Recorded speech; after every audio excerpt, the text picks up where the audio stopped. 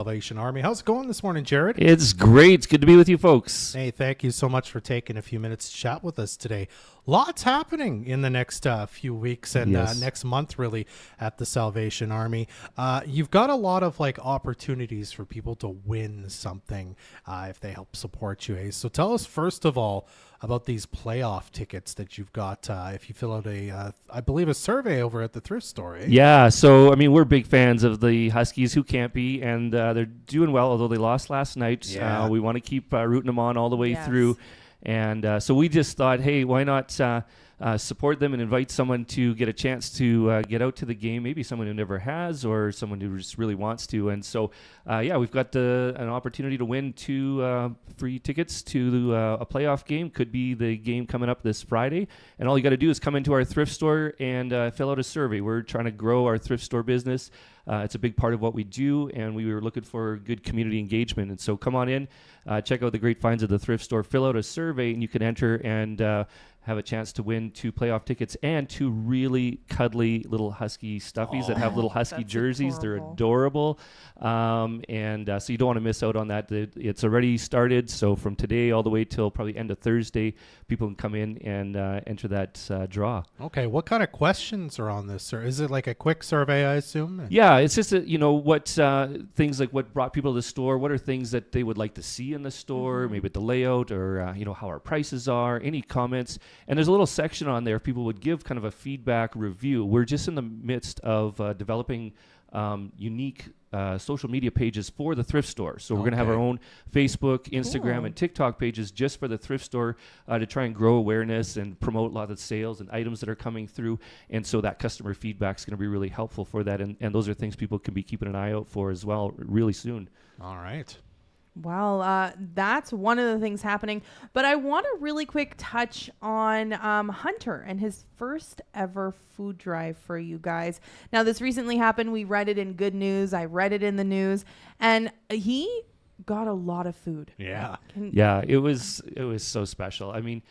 His mom, Jolene, just put it out on Facebook. Hey, my son is looking to do a food drive or trying, support an organization. I said, well, we'd be glad to be beneficiaries of that. And so we linked up with her, and they just took the initiative, did all the advertising for it, and went out on a Sunday, door to door, collecting food. They'd put out a little promo, kind of some of the most needed items that we have at the food bank. Yes. And fantastic. I think it was just the 2 of them going around, and over 300 pounds of food that they collected in just a short span of time. It was phenomenal. Yeah, imagine your first food drive that you collect over 300 pounds of food. That is success. I want to give Hunter a shout out for doing that. And of course for helping out the food bank, because, our community needs those stock shelves.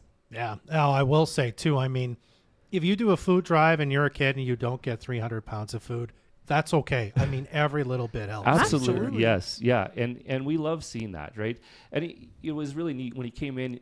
He also wanted to help put the food away. And so him and his mom took the time and, learned kind of the flow of the food bank, where things go. And he skipped school and she took the time and they did that. Skipped school for this. And then and it was really sweet is he had some change in his pocket and he said, me and my buddies were going to buy some kind of a snack at the canteen. And he counted out. He's like, I needed this amount for it, but then he had some leftover change. And he said, I want to make sure you get this to somebody in need. I won't say the amount. It wasn't a lot, but it was just the heart behind it was phenomenal. And it made my day, absolutely. And it showed that every little bit counts, not even just the quantity, but what the intention behind it, right? That inspiration from Hunter, I think, will be an encouragement to his peers, to other parents, to anybody in this community. Absolutely. Now, talking about every little bit that counts, you've got Cuts for Cans happening at Studio 105 this Saturday. If you come by with a non-perishable food item, you'll be able to get a haircut in the salon or the barber shop. I bet they'll do your beard too. That's you're a little light on top. Thank you, Jared, for pointing that out. I appreciate it. Just a little, huh? Not much to work with. Tell us a bit about some of the things you're maybe looking for most in the food bag if people want to stop by. What should they bring this Saturday? Yeah, we're always looking for the non-perishable food items, but some of the unique things right now are on the non-food items, the hygiene and toiletry items and things like toilet paper. The workers of the food bank have been noting to me that we're running low on those things, and so feminine hygiene products are always in need. toiletry items, and the toilet paper are kind of some things if people are thinking, okay, what's something specific? Those would be things we would request. But of course, any of the non-perishable items will go a long way. So yeah, we're just really excited. Studio 105, just the thoughtfulness behind this initiative. They've been doing 8 years, I think. And it's a great way to give back to the community, highlight their wonderful business. And we're really happy to be partnering with them this weekend. What else do you have going on for the Salvation Army? Yeah, so it's interesting on the food drive side. We come into this spring season and come in towards summer, and that's when we start seeing our shelves go low. And so doing these initiatives like Cuts for Cans and one-offs like Hunter is really helpful. And many people know the trade show's coming up in the next little while. And we're going to do similar to what we did last year, is a food drive challenge during the trade show. It's a big event. A lot of people come to. And we're adding a great incentive again, and that is the opportunity for people to win a helicopter ride sponsored by Bailey Helicopters. Wow. So all you got to do is bring a non-perishable food item to the trade show, and you can enter your name into the draw there. And we're hoping that as thousands of people come through, we are able to collect thousands of items of food to help stock ourselves as we come into kind of the slower summer season. I want to say the initiatives behind food drives, whether it's independent or what the Salvation Army themselves do, is always so phenomenal because it's always so fun. Cuts for Cans, you can win things, and then you have the personal stories. And I love it so much because it brings us all together. Like, I always love reading stories, for example, like Hunter's when he does these. I kind of want to know what's the process behind it. Like, if someone wants to do their own food drive, maybe they're looking for something fun to do to benefit the Salvation Army. What's the process? Who do they call? Yeah, so they can just give our office a call, 785-0506, or look us up on Facebook. Our website is safsj.org, and all our contact information's on there. And it's a really simple process. People just connect with us, let us know they're interested, pick a day, a time, and we can help with promotional material. We have kind of a basic list that we often provide. Here's the most common needed items. We have a banner people could put up.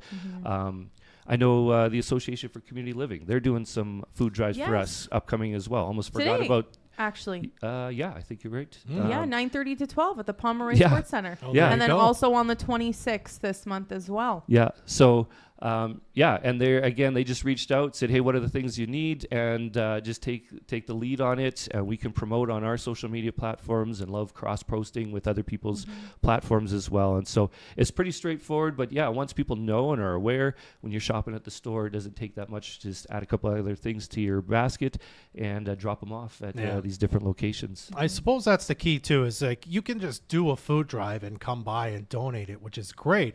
But if you kind of know about it, you can help, as you say, promote it, make sure you get the things you need and all that sort of stuff, eh? Yeah, absolutely. Yeah. All right. Well, if you want more info, again, the website address, Jared? safsj.org. Yeah, and they're also very active on Facebook when it's working, which we're not sure if it is yet at this exact moment, but you could check them out there. Jared, always lovely to talk to you. Thanks for coming by this morning. Yeah, thanks for having me. It's good to be here. Thank you so much. This community interview is supported by your Member of Parliament, Bob Zimmer. Stop by his office in Fort St. John at 9916 100th Avenue and in Dawson Creek at 10421 10th Street.